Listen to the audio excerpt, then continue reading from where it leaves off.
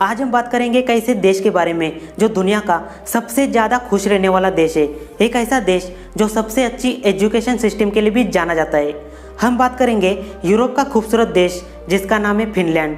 देश को एक निकनेम से भी जाना जाता है, जैसे कि country of the thousands lake, मतलब हजारों झीलों का देश। 2021 के वर्ल्ड हैप्पी कंट्री रिपोर्ट के अनुसार फिनलैंड खुशहाल देशों की लिस्ट में रैंक 1 पर आता है। देश की बॉर्डर स्वीडन, नॉर्वे और रसिया से मिलती है। टूरिस्ट लोग यहाँ पर घूमने के लिए आते हैं, ज़्यादातर देश की राजधानी हेलसिंकी को देखने के लिए, क्योंकि यहाँ पर 18वीं सदी का एक पुराना किला मौजूद है जिसका नाम है सुओमिनलिना।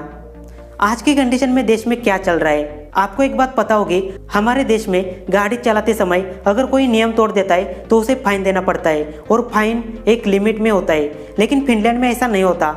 यहाँ पर कोई भी गाड़ी हो उसके लिए स्पीड लिमिट होता है। अगर कोई इंसान स्पीड लिमिट तोड़ता है तो उसे फाइन देना पड़ता है। लेकिन फाइन कितना देना होगा, ये बात आपका पैसा कमाने का तरीका, मतलब आपका महीने का इनकम कितना है, उसके ऊपर डिपेंड होता है। देश में करोड़पति लोगों को लाखों रुपए का फाइन देना पड़ता है। आप इस बात से अंदाजा लगा सकते हो, एक बार नोकिया कंपनी के मालिक को स्पीड लिमिट तोड़ने की वजह से 1,16,000 यूरोज, मतलब इंडियन रुपीज में 1 करोड़ का जुर्माना देना पड़ा।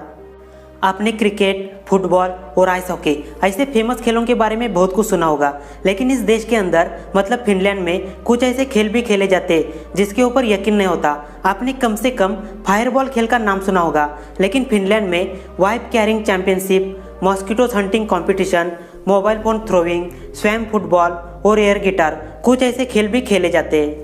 मैंने शुरू में ही कहा था, देश को country of the thousands lake कहा जाता है क्योंकि यहाँ पर 1,88,000 तालाब पाए जाते हैं। दुनिया में कई सारी भाषाएं बोली जाती है जिसको सीखने में ज़्यादा समय नहीं लगता, और कुछ भाषाएं ऐसी भी होती है जिसमें काफ़ी समानता दिखाई देगी। लेकिन फिनलैंड के बारे में एक बात थोड़ी अलग है, क्योंकि नॉर्वे, रशिया और स्वीडन की बाउंड्री फिनलैंड से मिलती है। डैनिश, नॉर्वेजियन और स्वीडिश तीनों भाषा में कुछ हद तक समानता है। थोड़ी मेहनत करने के बाद आप तीनों भाषा भी सीख सकते हो, लेकिन फिनिश भाषा सीखना आपके लिए थोड़ा मुश्किल हो जाएगा क्योंकि ये भाषा अपने आप में पूरी तरह से एक अलग भाषा है। इसे फिनो यूग्रिक लैंग्वेज का हिस्सा माना जाता है। सभी यूरोपियन भाषा इंडो यूरोपियन लैंग्वेज का हिस्सा है, लेकिन इसमें फिनिश भाषा नहीं आती। दुनिया के किसी भी देश में अगर घूमने के लिए जाना चाहते तो लोग समय के हिसाब से चले जाते। फिनलैंड में सर्दी का मौसम घूमने के लिए सबसे अच्छा समझा जाता है क्योंकि वही समय होता है जब आप नॉर्थर्न लाइट्स देखने का मजा ले सकते हो। और कुछ दिन गुजरने के बाद यहाँ के उत्तरी भाग में, जिसे हम पोलर नाइट भी बोल सकते हैं, मतलब ये साल का सबसे काला समय होता है। कई हफ्तों तक यहाँ पर सूरज दिखाई नहीं देता। काली रात कोई देखने की चीज़ नहीं है, लेकिन बताना जरूरी है। देश को दुनिया के सबसे ठंडे देशों में गिना जाता है क्योंकि साल 1999 में फिनलैंड के कित्तिला, जिसे म्युनिसिपैलिटी इन फिनलैंड कहा जाता है, यहाँ पर -51 डिग्री सेल्सियस तापमान दर्ज किया गया था। सर्दी के मौसम में देश की राजधानी हेलसिंकी का तापमान -5 डिग्री तक चला जाता है। इससे आप अंदाज़ा लगा सकते हो देश में घूमना कितना मुश्किल हो जाएगा।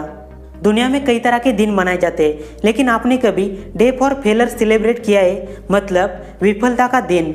फिनलैंड में हर साल 13 अक्टूबर को फेलर डे सेलिब्रेट किया जाता है। पहली बार साल 2010 में इसकी शुरुआत हो गई थी और धीरे धीरे दिन समाज में लोकप्रिय हो गया। फेलर डे मनाने के पीछे का मकसद क्या है?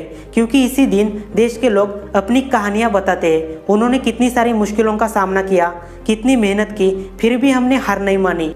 ये सब बताने के लिए फेलर डे मनाना जरूरी है। टनल, मतलब जिसे हम हिंदी में सुरंग बोलते हैं। हमारे देश में कोई लंबी टनल नहीं है, लेकिन दुनिया की दूसरे नंबर की सबसे लंबी टनल फिनलैंड में है, जिसकी लंबाई 120 किलोमीटर है, जिसे पैजन वाटर टनल नाम से जाना जाता है। फिनलैंड ने साल 1917 में आज़ादी की घोषणा की थी। उससे पहले देश स्वीडन और रशिया के शासन में था। रशिया और स्वीडन से आज़ादी मिलने के बाद फिनलैंड ने खुद की राजशाही की स्थापना की। पहला और दूसरा विश्व युद्ध खत्म हो गया, लेकिन उस समय फिनलैंड में क्या चल रहा था? साल 1939 में फिनलैंड सोवियत संघ के खिलाफ युद्ध में खड़ा था। लगातार 105 दिनों तक युद्ध चलता रहा। उसके बाद साल 1945 में देश ने जर्मन सेना पर हमला किया। मतलब उस समय दुनिया के किसी भी देश में जर्मन सेना पर हमला करने की ताकत नहीं थी, लेकिन फिनलैंड ने हमला किया था।